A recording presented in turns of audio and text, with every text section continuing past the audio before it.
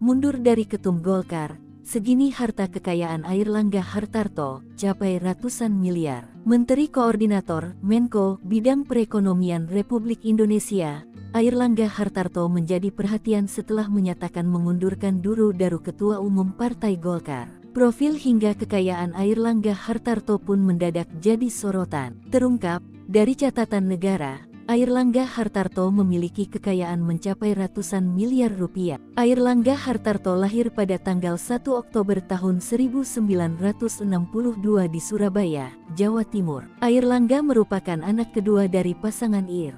Hartarto Sastro Sunarto dan R. Hartini Soekardi. Ayahnya merupakan seorang menteri di masa Orde Baru. Sebagai anak menteri, Airlangga mengawali karir sebagai pengusaha. Dia berbisnis di berbagai lini seperti bidang agraria pupuk melalui PT Graha Curah Niaga. Lalu di bidang alat berat melalui PT Jakarta Primekren, serta PT Bisma Narendra. Airlangga juga pernah menjabat sebagai komisaris PT Sorini Corporation Terbuka. Karir politik Airlangga di Partai Golkar mulai menanjak ketika dia terpilih sebagai Wakil Bendahara Dewan Pimpinan Pusat DPP periode tahun 2004 sampai tahun 2009. Airlangga pernah menjabat sebagai anggota DPR periode 2009 sampai 2014 dari daerah pemilihan Jawa Barat V.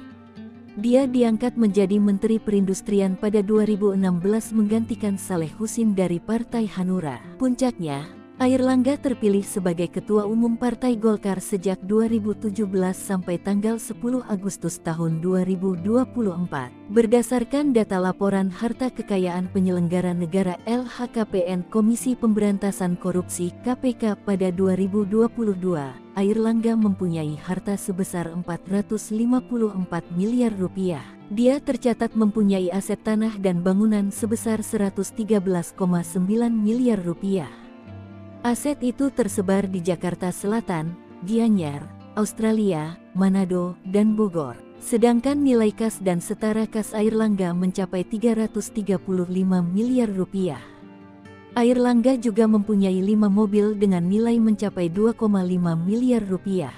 Airlangga tercatat mempunyai utang sebesar 72 miliar 270 juta 198.743 rupiah.